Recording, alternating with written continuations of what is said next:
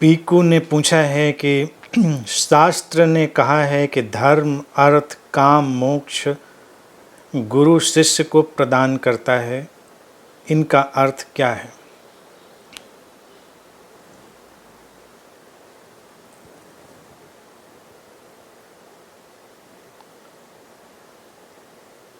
गुरु शिष्य को प्रदान नहीं करता है, गुरु शिष्य की संभावनाओं की ओर इशारा करता है और उन्हें जागृत होने में सहायता करता है। धर्म अर्थ काम और मोक्ष की जो बात पूछी है, अब ये 4 शब्द भी देखा जाए, भारत की बहुत खूबसूरत ईजाद हैं। इन 4 शब्दों में ही हम पूरा दर्शन शामिल कर सकते हैं।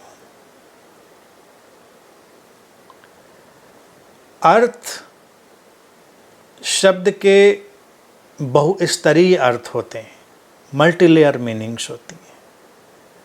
अर्थ का अर्थ भी होता है, यानी मीनिंग भी होता है। अर्थ का तात्पर्य धन भी होता है। तो जब हम अर्थ की बात करते हैं तो इसका तात्पर्य है कि ये जो भारतीय दर्शन इशारा करता है कि जीवन में मीनिंगफुलनेस लानी है, और वही धन है। वो जो मीनिंगफुलनेस है वो एक धन बनेगी, और जो बाहरी धन है वो हमारे जीवन में अर्थ लाने में सहायक होगा।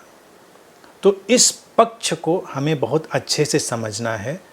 ये जीवन के सारे भौतिक फैलाव का एक जगत है, अर्थ, उस पर दृष्टिपात करना, उसको अलग नहीं कर देना। यानी कि जो फिजिकल डोमेन है, भौतिक क्षेत्र है, उसको अलग नहीं कर देना है, वो उसकी ज़रूरत है। फिर आता है काम।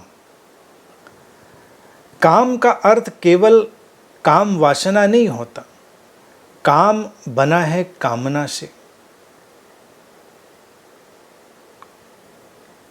कामना है वर्ल्ड ऑफ डिजायर्स। हम कामनाओं के एक जगत में रहते हैं, और ये कामनाएं घटती हैं, उन्हें हम पैदा नहीं करते। Desires simply happen. हम उनके साथ आगे चलते हैं, लेकिन हम उनको पैदा नहीं करते। तो अपने कामनाओं के जगत में उतरकर उसके विस्तार विकास को समझना, वो काम का जगत है, जिसमें काम वासना भी आएगी, जिसमें प्रेम भी आएगा, जिसमें संबंध भी आएंगे, जिसमें तमाम तरह की सृजनात्मकता आएगी, बहुत कुछ आएगा। वो कामनाओं का जगत। तो जब एक गुरु के पास हैं, एक बुद्ध के पास हैं, तो वो तुम्हें निंदित नहीं करता कि कामनाओं से हटो। वो तुमको ये मैसेज भी नहीं देता कि डिजायर लेस हो जाओ। हाउ स्टूपिड, डिजायर लेस हो जाओ। क्या डिजायर लेस हो जाओगे? तुमने कोई पैदा करी थी जो उनको हम ख़त्म कर देंगे? वो आती हैं अस्तित्वगत सोर्स से, विदा हो जाती हैं अस्तित्वगत सोर्स में। अब जब वो आती हैं और हमको घेरती हैं, हमारे भीतर उतरती हैं, तो उसी बीच हमको देखना है कि उनका क्या करना है, या उनमें क्या संभावनाएं छुपी हैं, उनसे क्या हो सकता है। तो वो जगत काम का जगत, कामना का जगत, जिस पर हम काम करके आगे जा सकते हैं, जीवन को ज़्यादा सुंदर बना सकते हैं। और जब ये दोनों चीज़ें हम देख लेते हैं, अर्थ की और काम की, तब प्रकट होता है जीवन में धर्म का आयाम। उसके पहले नहीं आता। धर्म अलग से जोड़ी गई चीज़ नहीं है। यही भारतीय दर्शन की विशेषता है कि यहाँ धर्म अलग से नहीं आता। कोई धर्म बना बनाया किसी किताब में पैक होके नहीं आता, रेडीमेड होकर।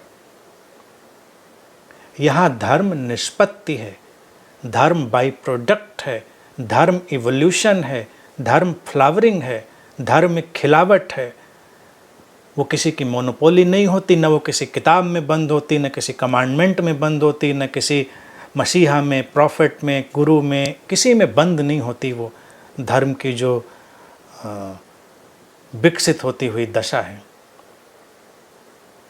इसीलिए हमको बहुत सावधान रह के देखना चाहिए कि जब हम धर्म की बात करते हैं तो कल्ट्स की बात नहीं करते, कल्टिस्ट बातों की बात नहीं करते कि अब जीवन में धर्म जुड़ेगा तो कोई भजन पूजा करने लग जाएगा, तो कोई अजान पढ़ने लग जाएगा, तो कोई प्रार्थनाएं करने लग जाएगा, तो कोई सब किसी ग्रंथ का पाठ करने लग जाएगा। तो हम कहेंगे नहीं नहीं, जीवन में धर्म आ गया, लोग बड़े धार्मिक हो गए, लोग कर्मकांडों में आ गए तो बड़े धार्मिक हो गए। नहीं, भारत में तो बात ही नहीं करी इस बात की। भारत की अगर हम गहराई में उतरेंगे यहाँ के दर्शन की, तो यहाँ तो ईश्वर की ही बात नहीं करते। उपनिषद तो सीधे इशारा करते हैं, वो दैट, क्या वो सोर्स, टोटलिटी, समग्रता, नाम परमात्मा का दे सकते हैं, but that will be an umbrella name, एक बताने का तरीका।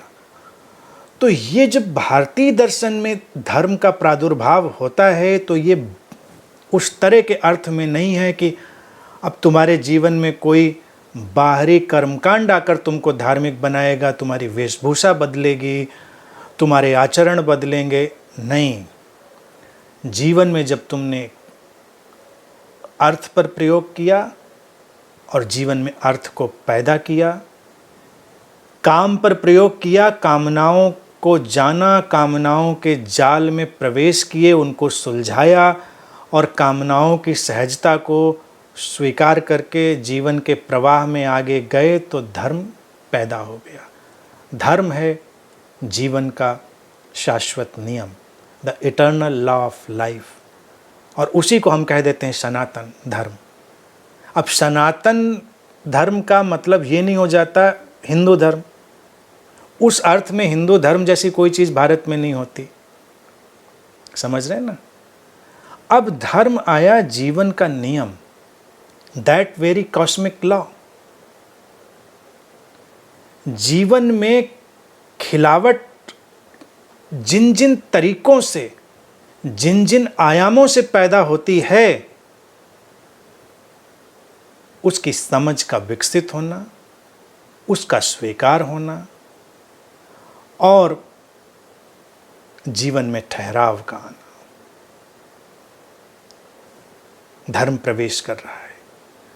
धर्म प्रवेश कर रहा है तो हम अनंत संभावनाओं के क्षेत्र को जागृत कर रहे हैं। जो फील्ड ऑफ इन्फिनिट पॉसिबिलिटीज है, हम उसमें प्रवेश कर रहे हैं। ये वही धर्म है जिसकी बात बुद्ध भी करते हैं, जिसकी शरण में जाने की बात वो करते हैं। किसी व्यक्ति किताब पर खड़ा हुआ धर्म नहीं, जीवन के निचोड़ की तरह, जीवन के सार की तरह प्रकट हुआ एक समझ का विस्तार, द ओशन ऑफ अंडरस्टैंडिंग। ये जब धर्म उतरने लगता है तो हम इंटेलेक्चुअल अंडरस्टैंडिंग से टोटल अंडरस्टैंडिंग की तरफ जाने लगते हैं। समझ आती है, सुलझी हुई समझ भी आ जाए तो लोग बहुत शांत हो जाते हैं, और फिर वो समझ जब परिपूर्ण समझ में बदल जाती है तो धर्म ठहर जाता है, लोग विकसित हो जाते हैं।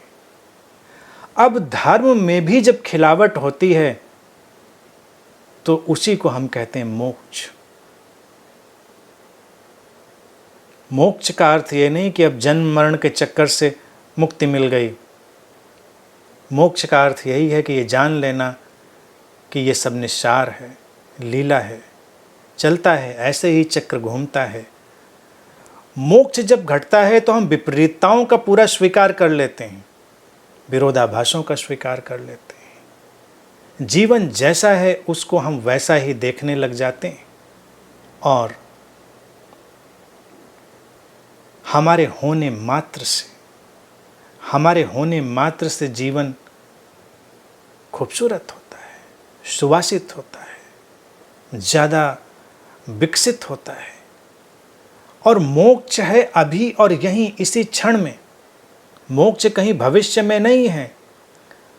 तो जब ये तीनों आयाम घटते हैं तो व्यक्ति के लिए समय डिसेपियर हो जाता है, टाइम डिसेपियर होता है, काल तिरोहित होता है और हम कालातीत हो जाते हैं। भारत ने फिर एक बड़ा खूबसूरत सिंबल इसी के लिए यूज किया, तब वो उसके लिए उपयोग करते हैं शब्द महाकाल, और उसके लिए वो कहते हैं शिव का सिंबल लिया।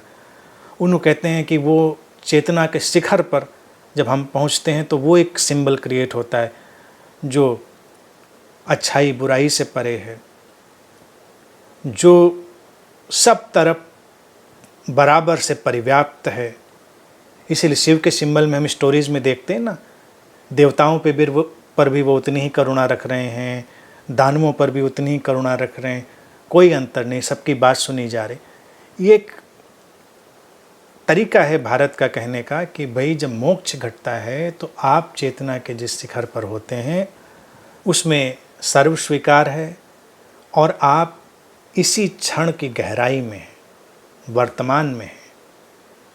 तो ये विकसित होती हुई धारा हुई, अर्थ, अर्थ से काम, काम से धर्म और धर्म से मोक्ष, स्टेप बाय स्टेप सब खिलता चला जाता है।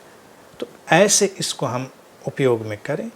और गुरु का जो होना है पूछा है वो कैटलिस्ट की तरह है, वो बस हमारी संभावनाओं को जागृत करता है, हमें समझने में सहयोग देता है, बस इतना सा है।